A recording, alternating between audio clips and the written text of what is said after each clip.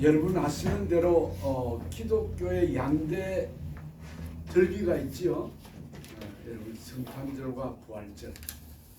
부활절 오늘 영광스러운 부활의 아침입니다. 저는 이 부활절 아침에 참으로 반갑고 정말 감격적인 기쁜 소식 하나를 전하려고 합니다. 교회당이 술집으로 변하는 유럽에서 술집을 교회당으로 바꾼 한국 선교사 부부의 이야기를 들려드리겠습니다. 저는 이 이야기를 접하고 가슴이 뛰었습니다. 여러분 아는 대로 오래전부터 유럽은 기독교가 쇠퇴하여 가고 결국 문을 닫는 일들이 흔한 일로 여겨지는 안타까운 소식을 우리가 듣고 있지 않습니까? 특히 안타까운 것은 유럽의 기독교 중심지였던 영국, 잉글랜드의 교회당들이 서커스 훈련소, 술집으로 용도 변경을 하는 일들이 일어나고 유럽에서는 많은 교회당이 술을 파는 호퍼집으로 교회당이 바뀌어지는 사실은 여러분 잘 알고 있죠? 그래서 한창 전성기에는 가장 많은 선교사를 선교지에 보냈던 나라 선교국 잉글랜드가 이제는 선교국에서 선교지로 선교를 하던 나라가 선교를 받는 나라로 바뀌었다는 기막힌 현실이라는 것입니다. 미국의 유명한 신문인 월스트리트 저널이 보고하기를 영국의 에딘버러에 있는 한 루트란 처치, 루트 교회당이 술집으로 개장했다는 소식을 전하면서 이렇게 말을 했습니다. 이 루트란 처치는 높은 천장에 특이한 경건한 분위기를 보이던 교회당을 음산한 조명으로 바꾸어서 괴물 프랭켄스타인에 관련된 주제로 바꾸어 영업을 한다고 하는 거기 글을 썼습니다. 근데 저는 프랑켄슈타인이 어떤 사람인지는 잘 모르지만 제가 구글에 좀 찾아보니까 괴물스러운 그런 인물이더군요. 여러분 한번 집에 가서 찾아보십시오.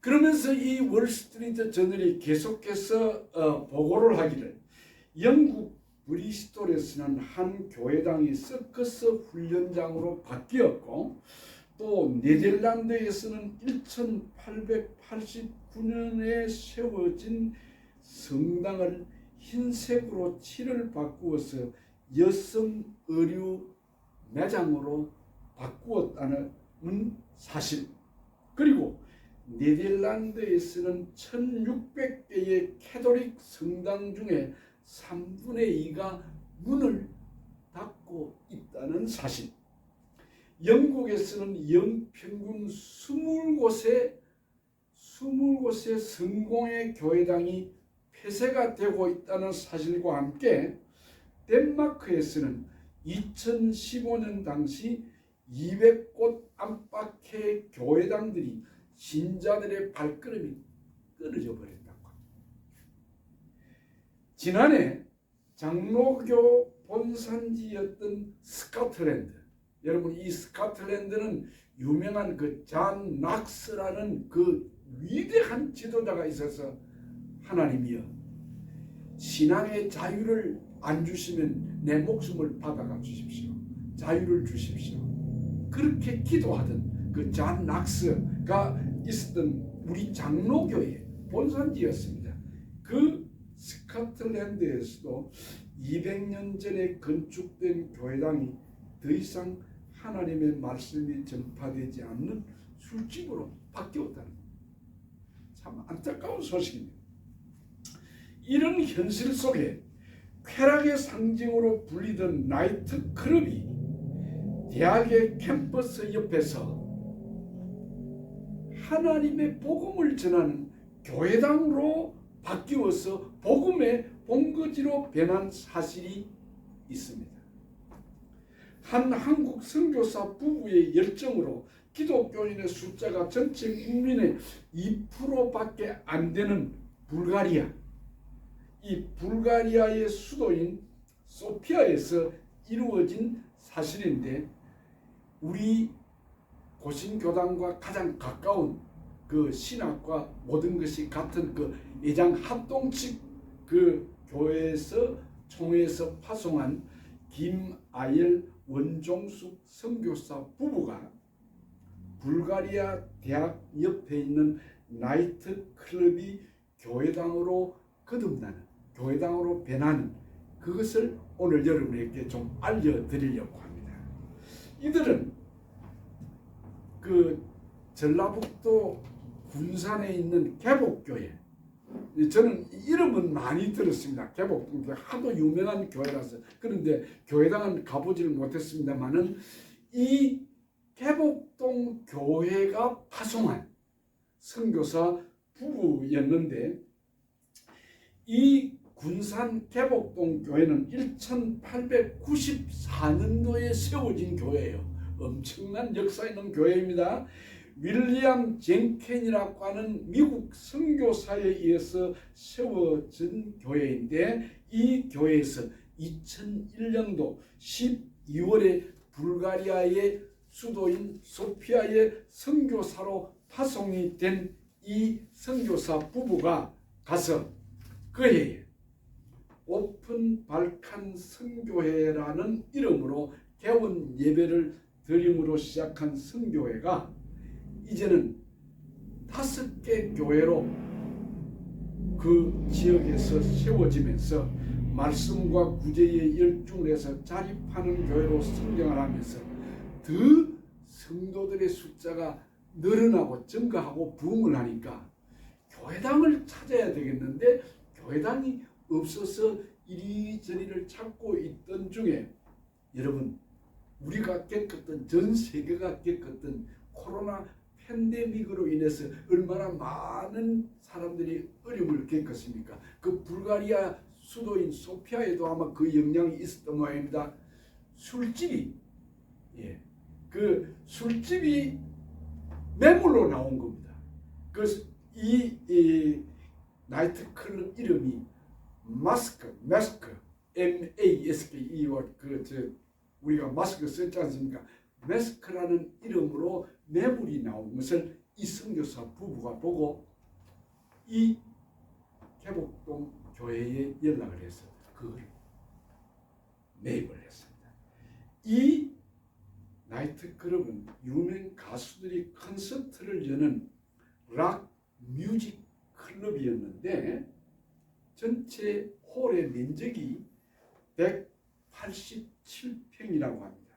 2층 건물로 되었는데 1층에는 나이트클럽과 식당이 있고 2층에는 개인 주거 공간과 사무실이 있는 건물이었는데, 이 선교사 부부가 이 나이트클럽을 인수해서 교회당을 만들었습니다. 그래서 현재 선교센터는 정주 공사 중이어서 금년 6월이면, 그러니까 작년이죠. 작년 6월이면 그게 완공이 돼가지고 들어간다고 하는 이야기입니다.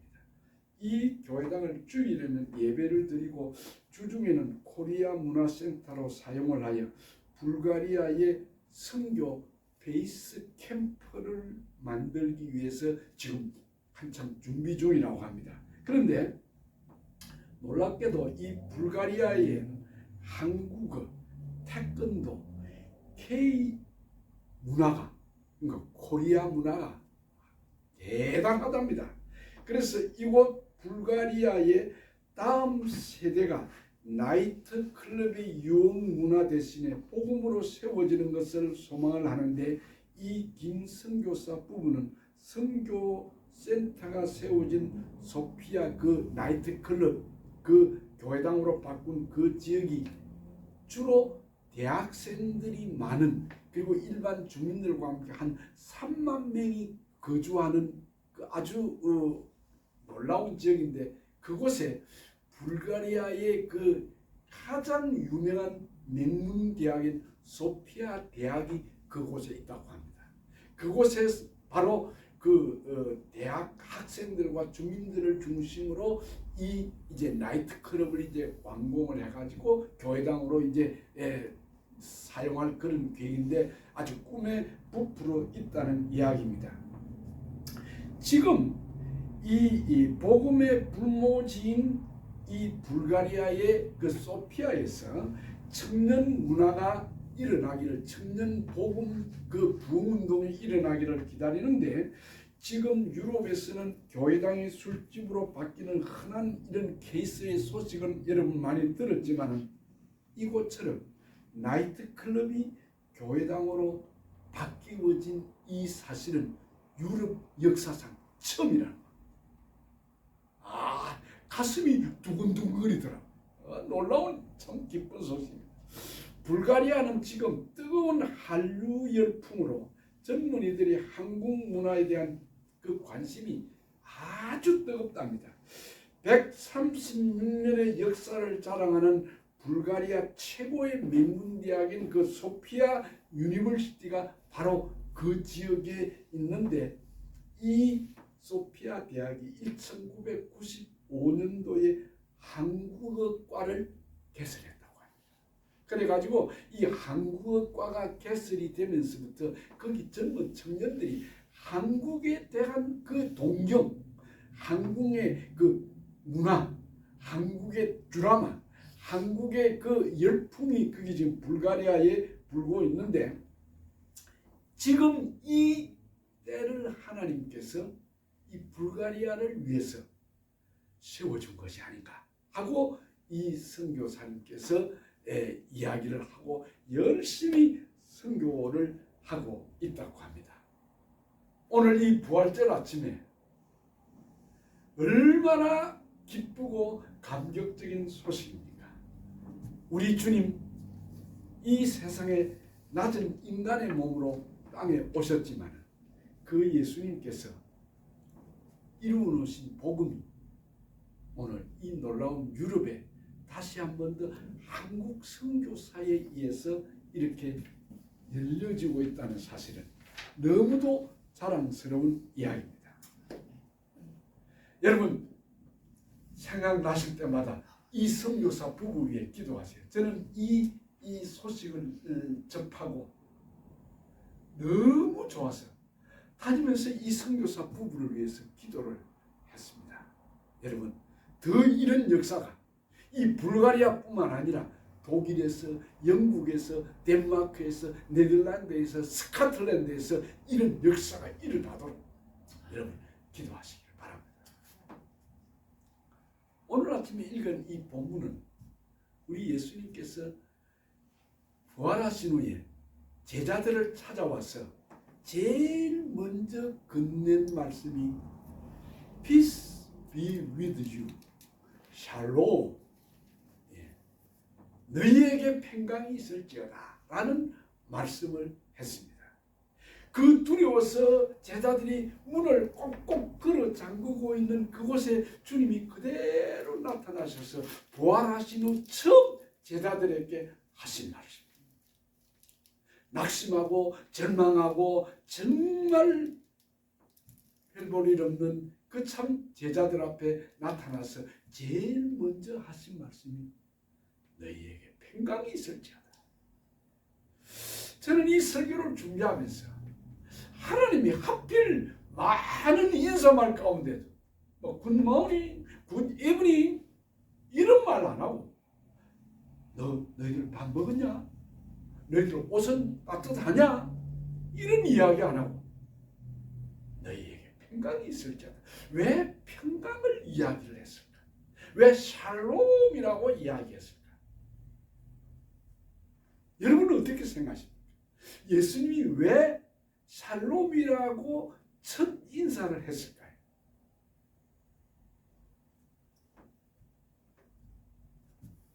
이 샬롬이라는 말의 뜻은 유대인들의 인사말입니다. 그리고 부족한 제가 제일 좋아하는 성경적 단어입니다. 그래서 저는 편지를 쓸 때마다 카톡을 보내고 마지막에는 안 빠뜨리고 넣으려고 하는 게 샬롬입니다. 엄청난 성경의 여러 단어들이 있지만 제일 우리에게 필요하고 좋은 단어가 샬롬 아니겠느냐는 그 말이에요. 이 샬롬이라는 이 뜻은 일반적으로 육체적인 건강, 정신적인 건강, 그리고 영적인 건강, 이 영과 육체와 영혼의 평안, 건강, 그거를 샬롬이라고 합니다. 특별히 샬롬이라는 이 말 속에는 전쟁이 없는 평화, 전쟁 없는 그게 샬롬입니다. 그러면 이 샬롬이 왜 인간에게 이 샬롬이 필요할까 생각을 해보았습니다. 많은 생각을 하면서 묵상을 해봤는데 제 머리에 스치고 지나가는 사건이 있었습니다. 그게 뭐냐면 다윗이 그토록 지으려고 했던 예루살렘 성전을 그가 짓지를 못하고, 왜냐하면 그 다윗은 피를 많이 흘린 사람이거든요. 전쟁을 많이 일으킨 사람 아닙니까? 그런데 그 아들 솔로몬이 대를 이어서 그 아버지의 참 유언대로 예루살렘 성전을 짓는데 그 솔로몬이라는 그 말이 샬롬이라는 뜻이 있습니다. 예, 그 솔로몬이 예루살렘 성전을 짓고 열왕기상 8장에 보면은 성전 봉헌식 하는 날 모든 백성들 앞에서 제단 앞에서 무릎을 꿇고 하나님 앞에 드리는 기도가 지나갔습니다. 그 기도 가운데 이 솔로몬 왕이 이스라엘 백성들 앞에서 이 예루살렘 성전 봉헌식에서 언급한 내용이 첫 번째가 하나님, 이 백성들이 범죄해가지고 하나님의 징벌을 받아가 전쟁에서 패전국이 되어가지고 포로가 되어서 정말 고통을 당할 때 이 성전을 향하여 하나님 기도하거든 하나님 들어주십시오. 하나님 응답해 주십시오. 그리고 이 포로된 전쟁에서 포로된 백성들을 풀어서 다시 이곳으로 돌아오게 해주십시오. 전쟁, 그 전쟁이 없는 그게 샬롬이고, 오늘 인간들에게 가장 필요한 것이 전쟁이 없는 평화이냐. 여러분, 지금 우크라이나와 러시아 전쟁이 한 2년째 접어듭니까? 여러분, 텔레비 방송을 뉴스를 통해서 그 보여주는 그 우크라이나의 전쟁으로 피해가 되고 폭격을 맞아 무너지고 황폐한 아파트를 여러분 시가지를 보셨습니까? 거기 우크라이나를 재건을 하는데 드는 비용이 뭐 우리로서는 모를 그런 아주 천문학적인 숫자의 돈이 들어간다고 합니다. 여러분, 이 한겨울 그 얼마나 고통스러울까요? 얼마나 불쌍합니까? 예. 그러면 그 전쟁을 일으킨 전범인 저 푸틴은 또 정권의 대통령이 또 됐네요. 역사가 이렇습니다. 전쟁이 없는 평화. 여러분, 그 하마스의 테러리스트들이 그냥 그 이스라엘의 공연장에 그 젊은 청소년들이 있는 공연장에다 폭격을 해가지고 얼마나 많이 죽었습니까? 지금 그래가지고 하마스와 이 이스라엘 사이의 그 전쟁은 정말 그 하마스가요, 그 가자 지구 밑에 땅굴을 팠는데 그 땅굴이 어마어마한 그 길이가 5km라던가요. 땅굴이. 제가 여러분 군목으로 3년 근무한 데가 저 철책선을 지키는 최전방에, 거기에 제가 그 군대 군목으로 갔던 그 당시에 이북에서 팠던 땅굴이 있던 지역. 그래서 땅굴을 발견해가지고 그 땅굴이요, 얼마나 많은 후방에 우리 이 대한민국 국민들이 관광지로 왔다 갔는지요. 정말 제가 많이 그 땅굴을 드나들면서 그 사람들을 이래 안내하고 가이드를 했습니다. 근데 그 땅굴이 555km. 거기에 들어갔던 돈, 그거 저 가자 지구에 있는 그 난민들, 그들에게 좀 복지로 그들을 먹이고 그들에게 좀 더 잘된 안녕을 위해서 썼더라면 얼마나 좋습니까? 그런데 그 하마스의 테러리스트들이 그 돈을 다 받아가지고 땅굴 파는 데 다 썼네. 그러니 그 하마스의 그 사는 사람들은 다 거지들이 되는 거죠. 여러분, 왜 인간에게 이 샬롬이 필요합니까? 전쟁이 없는 것이 이게 얼마나 좋은 세계입니까? 전쟁은 없어야 됩니다. 전쟁은 일어나지 않아야 됩니다. 그리고 다시 이 솔로몬이 기도를 하면서 두 번째로 언급한 것입니다. 하나님, 비가 오지 않고 가뭄이 들어가지고 기근이 일어나지 않게 해주십시오. 가난이 없게 해주십시오.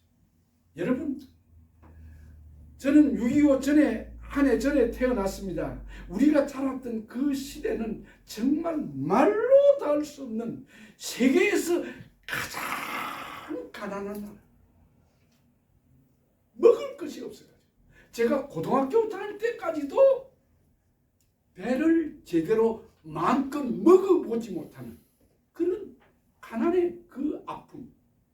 여러분, 참 제가 지독하게 좀 가난을 겪었던 것 같아요. 그런데 가난이 없는 세계. 그래서 우리 예수님이 부활 후에 그의 제자들 앞에 나타나서 제일 먼저 한 인사가 샬롬, 너희에게 전쟁도 없고 가난도 없는 그런 참 축복이 있었으면 좋겠다. 그게 오늘 부활의 아침에 우리에게 주신 축복입니다. 지금은 고인이 되었습니다. 어떤 목사님, 사모님 이런저런 이야기를 하다가 저한테 이런 이야기를 하더라고요. 정 목사, 난 가난이 싫어. 그러나 가난이 두렵지는 않아. 예, 가난이 없는 세계, 굶주림이 없는 세계, 배고픔이 없는 세계, 그게 샬롬. 그게 샬롬. 그리고 다시 이 솔로몬이 기도할 때에 하나님, 온역이란 말은 전염병을 말합니다. 팬데믹. 예, 이 전염병이 창궐해 가지고 이 백성들이 병에 죽는 일이 없게 해 주십시오라고 기도합니다. 와, 정말 솔로몬 왕이 참 지혜의 왕다운 성군이었죠. 그 백성들에게 대표해서 이런 기도를 합니다. 여러분, 우리가 코로나를 통해서 전염병이 얼마나 심각한 그런 질병이라는 걸 우리가 보았지 않습니까? 예, 그것이 없는 세계, 그게 샬롬. 그게 열왕기상 8장에 솔로몬이 예루살렘 성전 봉헌식 때에 백성들을 대표해서 하나님께 드린 기도였습니다. 그렇습니다. 자연재해가 없어야 됩니다. 지진, 토네이도, 태풍 이런 거 없어야 되지 않겠습니까? 홍수도 나지 않아야 되고 폭설도 없어야 되지 않겠습니까? 이런 식. 그래서 사람들이 가장 원하는 소원은 태평성대. 태평성대. 예. 이런 태평성대. 제가 이거를 영어로 한번 찾아봤어요. Peaceful University. Peaceful World. 예. 평화가 있는 세계. 태평성대. 그것이야말로 주님이 부활 후에 첫 번째 제자들에게 나타나서 주신 축복. 그러면 이 평강을, 이 평화를 어떻게 얻습니까? 사람들은 말합니다. 정 목사 그거 몰라? 돈만 있으면 돼. 돈만 있으면.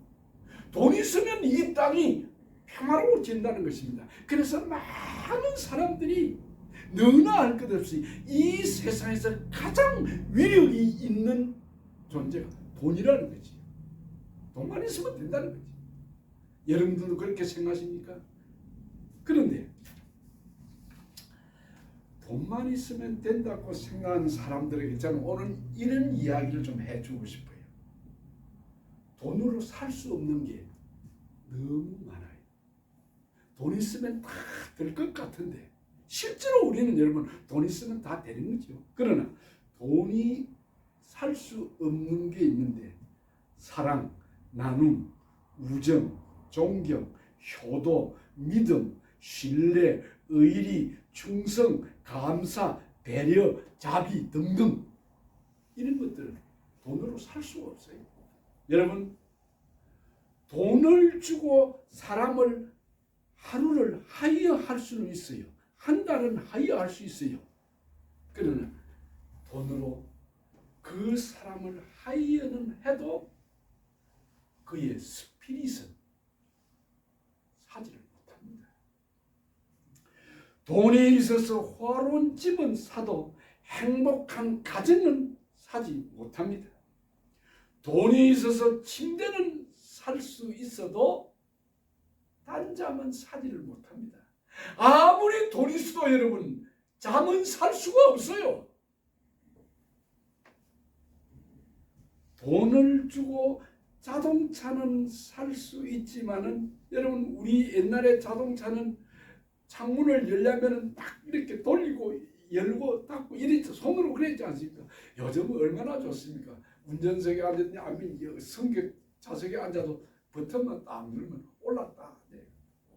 더우면 에어컨 켜고 추우면 히팅하고 의자를 앞으로 갔다 뒤로 갔다.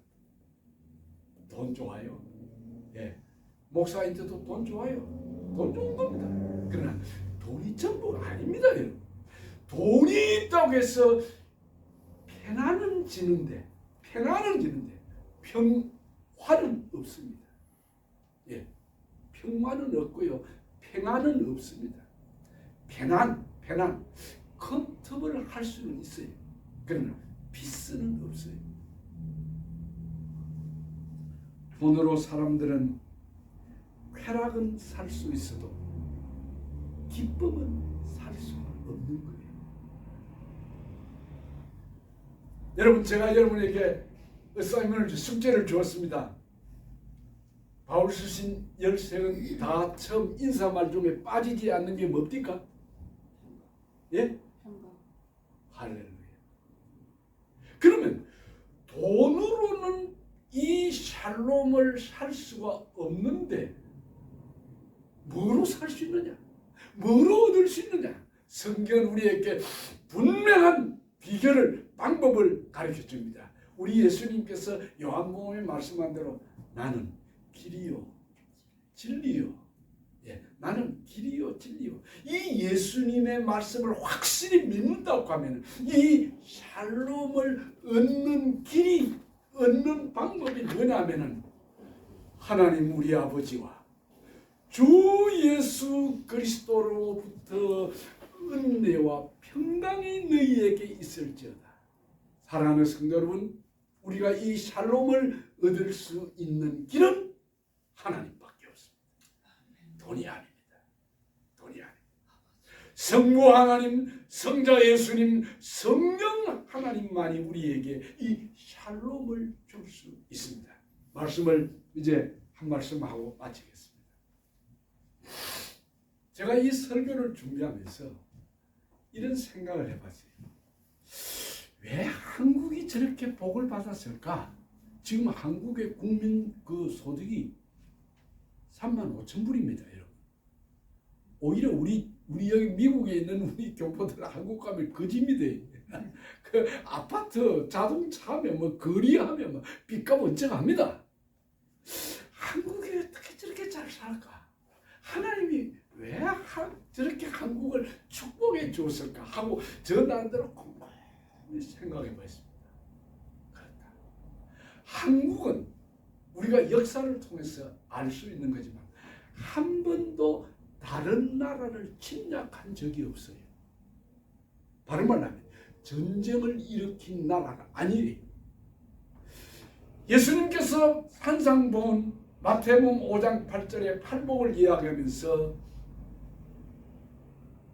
거기 피스메이커, 예, 좋아하는 자는 평화의 조성자, 평화를 만드는 자는 하나님께서 하나님의 아들이 될 것이라고 했습니다. 여러분, 하나님이 제일 좋아하는 것이 무엇입니까? 평화를 제일 좋아하고, 하나님이 어떤 사람에게 복을 주시느냐? 피스메이커에게. 한국이 왜 복을 받았느냐? 130년 전에 그 선교사들이 와서 그 말도 안 되는 그 우리말을 가지고 복음을 전하고 예수 천당했는데 그걸 받아들인 거예요.